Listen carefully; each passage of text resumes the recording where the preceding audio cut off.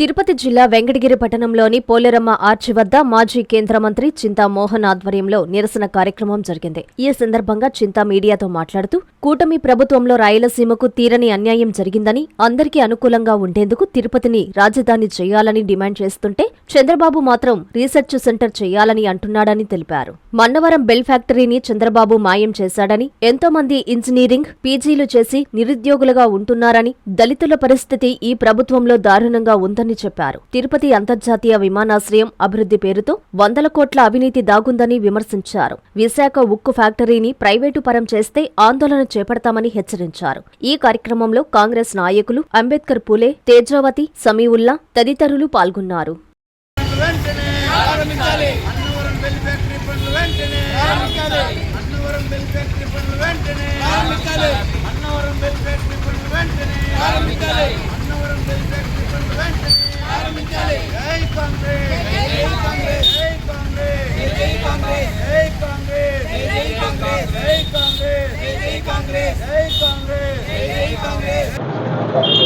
ఈరోజు వెంకటగిరి టౌన్ కు రావడానికి కారణం ముఖ్యంగా 3-4 విషయాలు ప్రస్తావించేదానికి రావడం జరిగింది.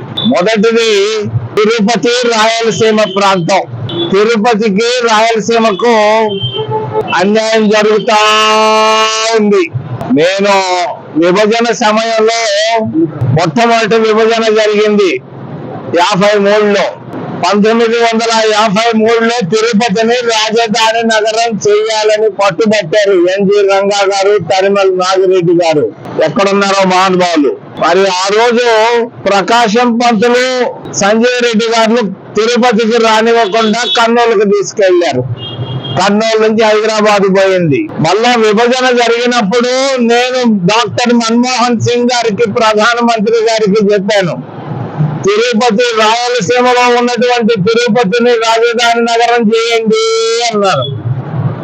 ఆయన ఒప్పుకొని జాబు కూడా రాశాడు నాకు.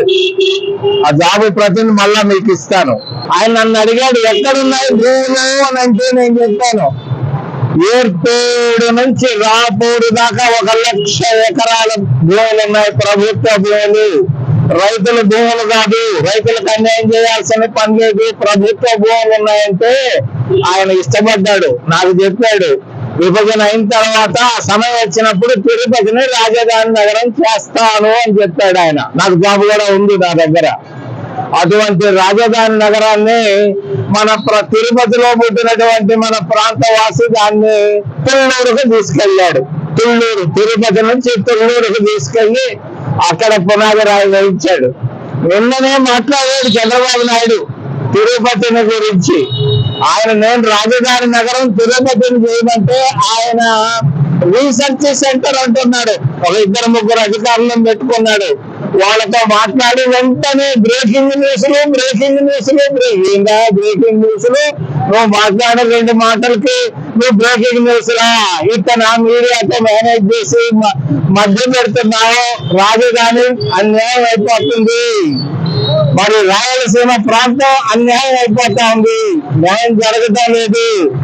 ఎంతో మంది నిరుద్యోగులు, లక్షల మంది మరి రాయలసీమ రాష్ట్రంలో ఎంతో మంది, లక్షల మంది నిరుద్యోగులు ఎంటెక్లు, ఎంకాములు పాస్ అయి ఖాళీగా ఉన్నారు. వాళ్ళకి ఏమి మేలు జరగటం లేదు.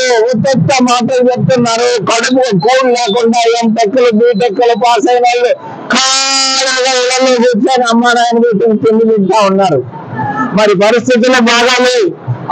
దాన్ని దృష్టిలో పెట్టుకొని మేము మన్నవరం బెల్ ఫ్యాక్టరీని నేను తీసుకొచ్చాను. మన్మోహన్ సింగ్ అని రాజశేఖర్కి వచ్చిపోయిన తర్వాత నేను పక్కనే ఉండి అనువాదం చేశాను. ఆ రోజు ప్రధానమంత్రి గారి ఉపన్యాసాన్ని ఏమని చెప్పామంటే, వెంకటగిరి ప్రాంతంలో ఉన్న ప్రతి ఒక్కరికి, ప్రతి ఇంటికి ప్రభుత్వ ఉద్యోగం ఇస్తామని చెప్పాం. అటువంటి మన్నవరం బెల్ ఫ్యాక్టరీ ఈరోజు మాయమైపోయింది. మాయం చేసిన ఘనత కూడా చంద్రబాబు నాయుడు, జగన్మోహన్ రెడ్డికి దక్కింది. మరి 3వ విషయం, తిరుపతి దగ్గరనే విమానాశ్రయం తెచ్చాను నేను.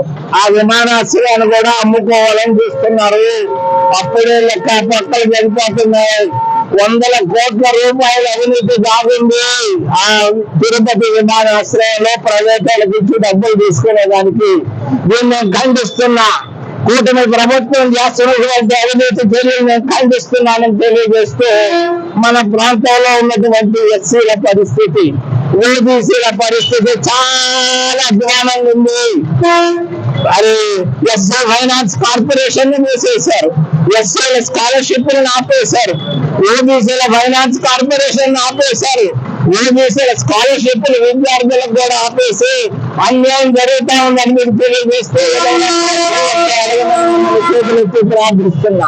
ఎన్ఎల్ హాస్పిటల్స్ అత్యుత్తమ వైద్య సేవలు సామాన్యులకు అందుబాటులో. అపార అనుభవం గల వైద్య నిపుణులు doctor Nagendra Prasad Kulari, managing director, గుండె వ్యాధి వైద్య నిపుణులు గారి ఆధ్వర్యంలో cardiology, neurology, surgical gastroenterology, orthopaedic, ప్రసూతి మరియు గైనకాలజీ, పల్మనాలజీ, జనరల్ మెడిసిన్ మరెన్నో పలు విభాగాల వైద్య సేవలు. అత్యాధునిక ఎక్విప్మెంట్ గల ఐసీయూ, ఆపరేషన్ థియేటర్, క్యాథ్లా, 24/7 ఎమర్జెన్సీ మరియు క్రిటికల్ కేర్, అడ్వాన్స్డ్ మిషనరీ గల ల్యాబ్, సిటీ స్కాన్, ఎక్స్రే, అన్ని కంపెనీల హెల్త్ ఇన్సూరెన్స్ సౌకర్యం కలదు. అందరికీ అందుబాటులో అత్యాధునిక వైద్య సేవలు అతి తక్కువ ఖర్చులో.